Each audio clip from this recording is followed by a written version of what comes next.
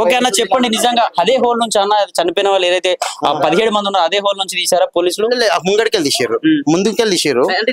ఇది ఎందుకు పలగొట్టిన పొగ వచ్చింది, పొగ వల్ల చాలా ప్రాబ్లం, పొగ మొత్తం నిండిపోయింది. ఏం తెలుస్తలేదు, ఏమైతుంది ఏమైతే అర్థమైతే లేదు మాకు.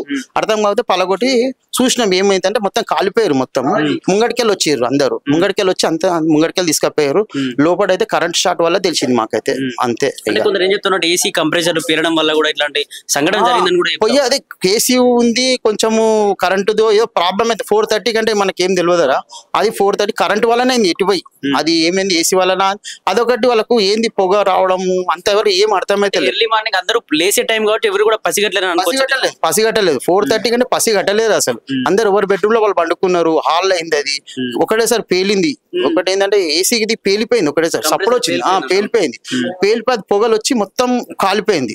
కాలిపోయి ఏం అర్థం కింద ఒక కింద షటర్ ఉంది, పోనీకే దారి లేదు, అటు పోనీకెళ్ళలేదు మీదికి పోనీకెళ్ళలేదు. లోపల ఉండిపోయి మొత్తం ఇది పెద్ద పరిశ్రమ. అంటే ఇంటూ బయటకు రావడానికి కావచ్చు, లోపల ఎంట్రీ కావచ్చు, ఎగ్జిట్ కావచ్చు, ఒకటే ఉంది, దాని కూడా లాక్ ఉంది అని చెప్పేసి కొందరు చెప్తాను. అంటే లాక్ ఎందుకు వేసుకోవాల్సి వచ్చింది? వీళ్ళు కూడా ప్రాబ్లం అవుతుంది, ఎవరైనా రిస్క్ ఎందుకని వాళ్ళు రోజు లాకేస్తారు, వాళ్ళు లాకేసుకుంటారు. లోపల నుంచి వస్తారు, పైనకి పోయేది ఇంకో లాక్ ఉంటుంది, వాళ్ళు పోయేది లాకేసుకుని కింద లాకేసుకున్నారు. రోజు వచ్చి రాత్రి 11:30కి వచ్చిర్రంట నైట్, తాళం వేసుకుంటారు. మళ్ళీ పొద్దున 5:30కి తీస్తారు వాళ్ళు కామన్ గా.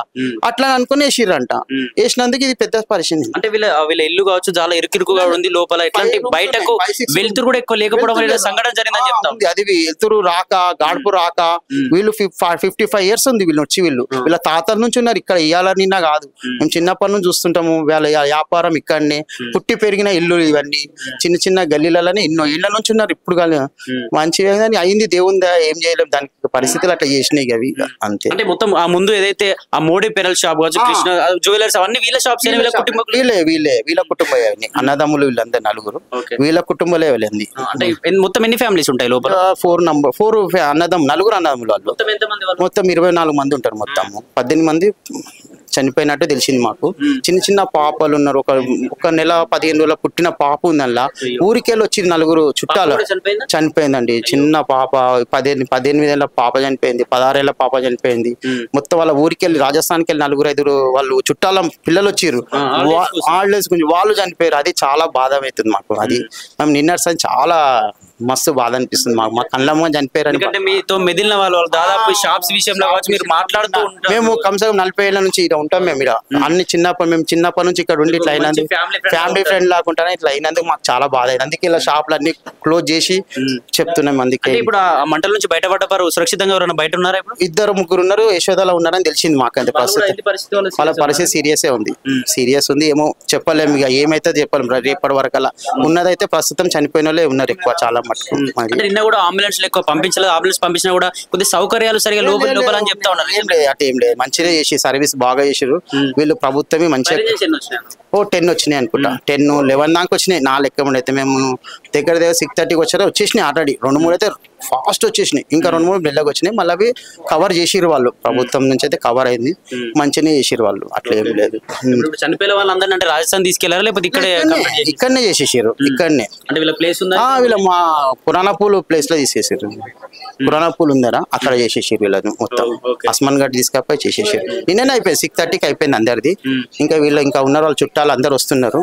ఇక అది ఏం పరిస్థితి ఉందో తెలియదు ఇంకా మాకు. మేము ఇక్కడ ఉంటామారా, ఇప్పుడు పరిస్థితిని బట్టి ఉంది. ఇక ఇప్పుడు పరిస్థితి ఎట్లయితే తెలియదు ఇక మాకు. అట్లా ఇక్కడ ఉన్న వాళ్ళ పరిస్థితి, ఇప్పుడు మీరు అందరు దాదాపు ఫ్యామిలీ ఫ్రెండ్ లాగా ఉంటారు, వాళ్ళు అంటుకున్న పరిస్థితి. షాప్ లో కూడా అన్ని క్లోజ్ కూడా చేసేసారు ఏరియాలో ఉన్నటువంటి షాప్ లో. మరి ఏం చెప్తారు దాని గురించి చివరిగా? మేము ఏంటంటే వాళ్ళ ప్రేమ గురించి, మేము ఇన్నేళ్ళ నుంచి సర్వీస్ ఉన్నది, వీళ్ళు మాకు పక్కకే ఉంటారు.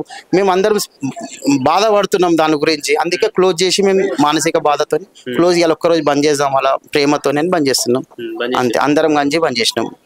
అంటే కొందరు నిపుణులు ఏం చెప్తా ఉన్నారంటే ఏసీ కంప్రెసర్లు కావచ్చు, దీనికి సంబంధించిన కరెంటు కావచ్చు, ప్రతి ఇయర్ కి ఒకసారి కూడా చెక్ చేసుకోవాలి, కొంత వాళ్ళ కూడా తప్పు ఉంది, ప్రభుత్వం నిర్లక్ష్యంగా అని చెప్పేసి కొంత నిపుణులు చెప్తారు. అందుకే వీళ్ళవే ఉంది. నేను చెప్తున్నారు ఏసీతోనో ఏదో పరిష్కారం అయితే తెలియదు మనకు అని, ఏదో ప్రాబ్లం అయితే అయిందని నష్టపోయింది మన అందరం. దానికి ఏం చేయలేము, దేవుడే రక్షించాలి, అది మనం ఏం చేయలేము. మనం చేసే ప్రయత్నమే చేసినాం, మనం షటల్ వల్ల కొట్టినాము, అన్ని చేసినాము, వెనకకెళ్ళి తవ్వినాం, పక్కకెళ్ళి తవ్వినాం, అన్ని చేసినాము. అది కాలేదు. ఇక చనిపోయిన దానికి మనం ఏం చేయలేము, దాని బాధ్యత దేవుడు చూసుకుంటారా? షార్ట్ సర్క్యూట్ ఏదైతే ఉందో బయట నుంచి లోపలికి వచ్చిందా? లోపలిని వచ్చింది, లోపలికెళ్ళి వచ్చింది షార్ట్ సర్కిల్, బయటికి రాలేదు అని అంటున్నాము. వాళ్ళు ఇక పరిస్థితి ఏమో తెలియదు. ఇక మేమైతే చూసినాకైతే బయటకెళ్ళి రాలేదు. లోపల విచారణ దీని గురించి నడుస్తుంది. ప్రభుత్వం అయితే పట్టించుకొని చేస్తున్నా అని అన్నారు. మరి ఏం చేస్తారో తెలియదు ఇప్పటిదాకైతే. ఇదంటే ఏంటంటే ఇది పెద్ద ప్రాబ్లం. అంటే సందులు ఎక్కువ ఉన్నాయి, మెయిన్ పోనీకి రానికి రాదు. ఇది పెద్ద ప్రాబ్లం, ఇది ఒక పెద్ద సమస్య. పబ్లిక్ ఇబ్బందే ఉంది. ఇప్పుడు మనం ఇక్కడ నిలబడితే ఎట్లుంది చూడు, గాడుపు ఎక్కలేదు, మనం మాట్లాడుతుంటే గాడుపు వస్తలేదు. ఇప్పుడు అదే పరిస్థితి ఉంది. గుల్జారాబాద్ మొత్తం అట్లుంది. ఇది ఒక్క గల్లీ కాదు, ప్రతి గల్లీలో అట్లనే ఉంది. ఆడ 800 షాపులు ఉన్నాయి, 5,000 షాపులు ఇప్పుడు ఇలా 5,000 పక్క గల్లీ 10,000 షాపులు అన్ని ఇట్లనే ఉన్నాయి. కూడా నెక్స్ట్ ఇట్లాంటి మళ్ళీ ఏమైనా జరిగే ప్రమాదం కూడా ఉంటుంది కదా. అంటే కట్టే ప్రయత్నంలో కూడా ఇట్లాంటి పర్మిషన్స్ ఇవ్వడం కరెక్ట్ కాదు. ఇది ఒకటి, ఇది కావద్దు సమస్య. దీనికి ఒక పరిష్కారం దొలాడాలి వీళ్ళు. అది ప్రభుత్వాన్ని మొక్కుతున్నాం దేవుని వల్ల అంతే. ఓకేనా? ఓకే.